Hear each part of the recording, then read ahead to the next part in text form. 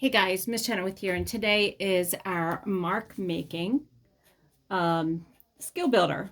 All right, so what you want to do is start on your paper by just go ahead and writing mark making. All right. The other thing you want to do is you want to set up your paper so you have about anywhere between, I would say, 9 and 12 boxes. So you can use a ruler for that. You could even use a card like this and just kind of like set some boxes up. So I'm just going to go ahead and set up about, I'm just going to do about 9 boxes, and you can use a card if you want, but for time's sake, I'm just going to freehand these, and feel free to freehand them as well. If you draw kind of fast lines, they usually wind up being really nice and straight, believe it or not. All right, so that is the technique for getting nice straight lines, is to draw kind of freely, draw from your upper shoulder if you can, and just do them kind of quickly. Don't think too hard about what you're doing, and your body just knows what to do. All right, so here I have 8. Let me put some down here as well. 9, 10, 11, and 12. All right, so the whole point today is this whole idea of mark making. You can use a lot of different materials. So I just set that up using a very fine Sharpie point marker. You can use a pencil like this, although I wouldn't use this all by itself. A mechanical pencil. This is a graphite drawing pencil, which needs to be sharpened. I have some charcoal. You can draw with a pen. And then I also have this box of watercolor because you can draw with painted lines. All right, so you can do wet drawings. I have an eraser as well. So lots of different things that you could use. You can use just regular color markers if you like. So anything pretty much goes. And I would encourage you guys to also draw and just try some different media. Just don't use all the same thing unless you just really get into one thing and you're just getting really deeply involved with one type of media. And that could be okay too. All right, so the first thing I'm going to just demo is there's different ways to make your marks different. All right, so one is going to be how fast or slow you move with your whatever your chosen material is, fast and slow. All right, so speed definitely makes a difference in your marks. So if I make a lot of quick marks like this, all right, so that's changing the way that the mark looks because now it's kind of it's not real sharp and clean. It's a little rough because of the marker, and the lines are pretty quick and straight. All right, another thing that will determine, so now I'm just going to experiment over here, and I'm going to move more slowly. All right, so you can kind of see the line quality is a little different.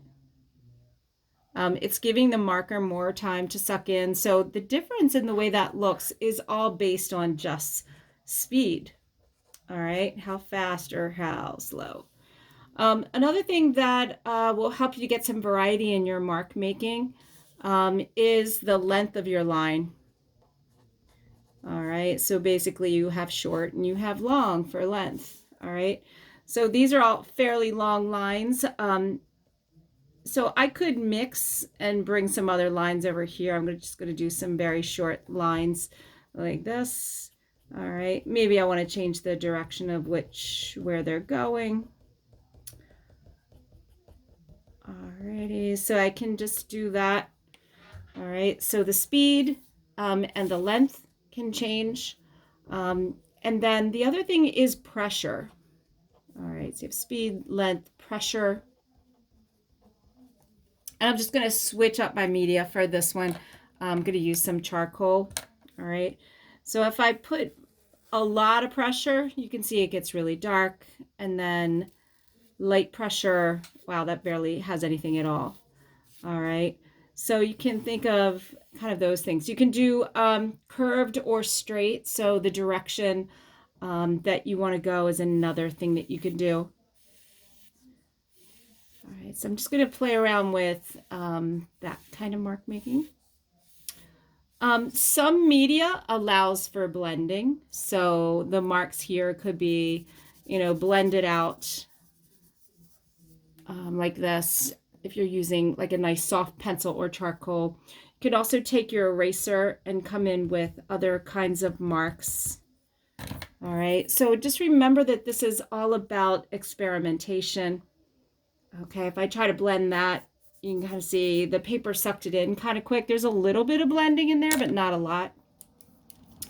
Let me just go ahead and try like some pen like this.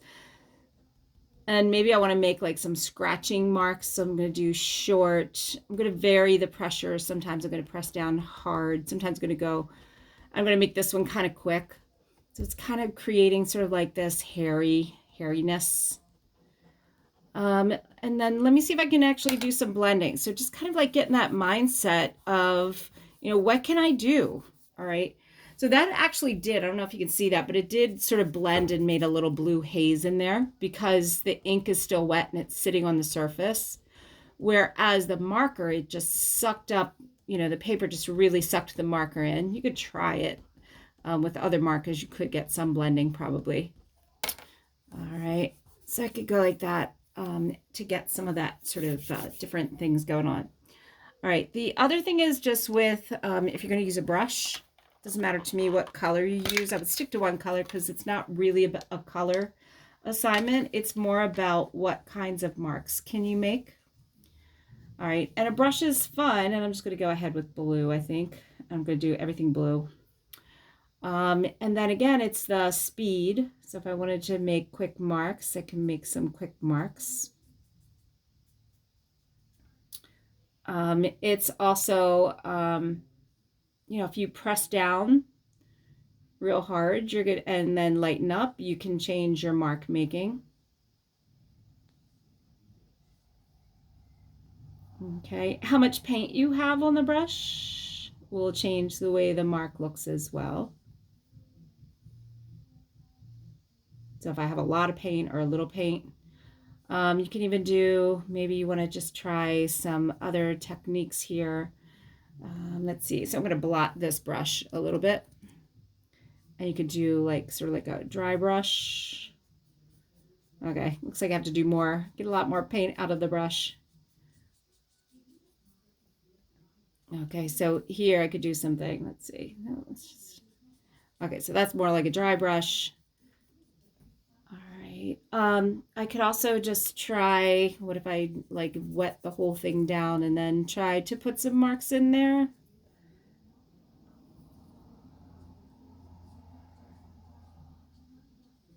Okay, what if I tried to dot some marks? All right, so just try lots of different things with this. I'm going to blot that brush out and just kind of finish that one out. All right, so I get a lot of different mark making. With the pencil, you can try and use the resources that you can kind of see here. So we've got this resource on Schoology that you can use. So I'm going to try kind of like a scribbly mark. So this is just kind of fun.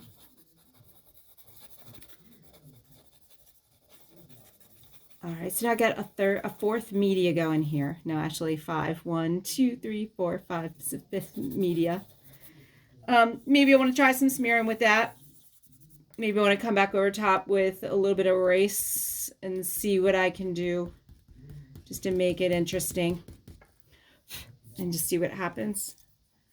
All right, and then maybe I want to just try the little dot thing. There's an artist named Surratt, and he made paintings out of dots, so they call him Surratt the Dot. All right, so you get the idea. So the idea is to try a lot of different things, be experimental. I would definitely do 12. You could even do more. So think about the speed that you're applying the material. Think about the pressure. Think about the length of the marks that you're making. Are they dots? Are they long lines? And anything else you can think of. You could also try water with some of the other materials that you're using, see if it does have any kind of effect on them. But really, it's just very experimental. What happens if you add some water to the charcoal? So the charcoal will smear. I'm not sure about the pencil. All right, so that smears a little bit, changes the way that looks a little bit. So anyway, have fun with doing all of those different things.